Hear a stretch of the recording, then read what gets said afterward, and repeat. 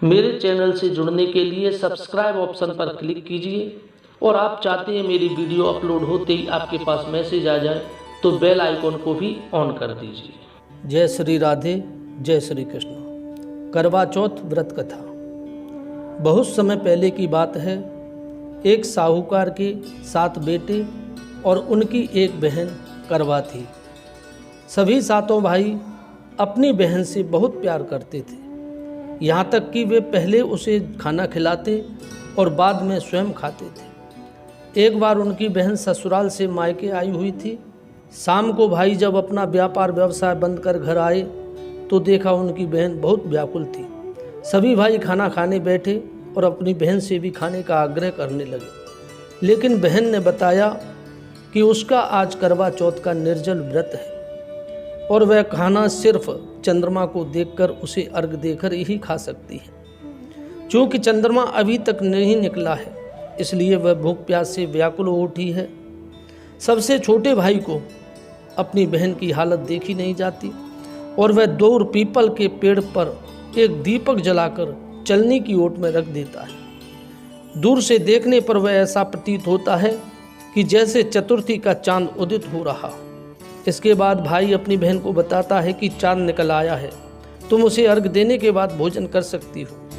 बहन खुशी के मारे सीढ़ियों पर चढ़कर चांद को देखती है, उसे अर्घ देकर खाना खाने बैठ जाती है। वह पहला टुकड़ा मुंह में डालती है तो उसे छींक आ जाती है, दूसरा टुकड़ा डालती है तो उसमें बाल निकल आता है और जैसे ही तीसरा टुकड़ा मुंह में डालने की कोशिश करती है तो उसके पति की मृत्यु का समाचार उसे मिलता है। वह बौखला जाती है।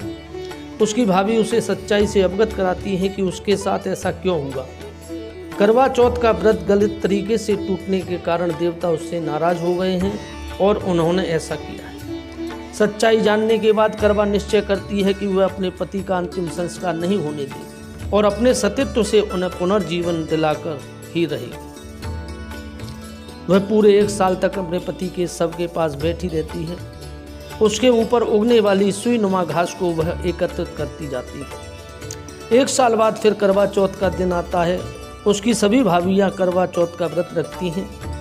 जब भाभियाँ उससे आशीर्वाद लेने आती हैं तो वह प्रत्येक भाभी से यम सुई ले लो, पिय सुई दे दो, मुझे भी अपनी जैसी सुहागिन बना दो, ऐसा आग्रह करती है। लेकिन हर बार भाभी उसे अगली भाभी से आग्रह करने का कहकर चली जाती है। इस प्रकार जब 6ठे नंबर की भाभी आती है तो करवा उससे भी यही बात दोहराती है। यह भाभी उसे बताती है कि चूँक सबसे छोटे भाई की वजह से उसका व्रत टूटा था, अतः उसकी पत्नी में ही शक्ति है कि वह तुम्हारे पति को जीवित कर सकती है।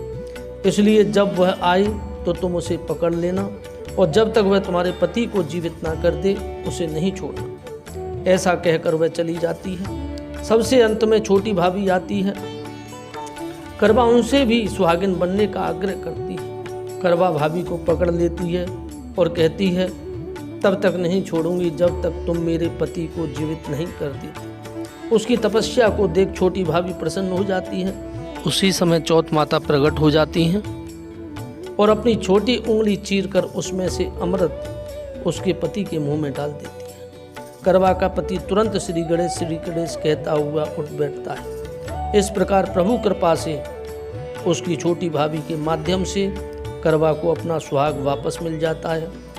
हे श्री गणेश, हे माँ गौरी, जिस प्रकार करवा को चिर सुहागिन का वरदान आपसे मिला है वैसे ही सब सुहागिनों को मिले। जय माँ गौरी, जय माता की।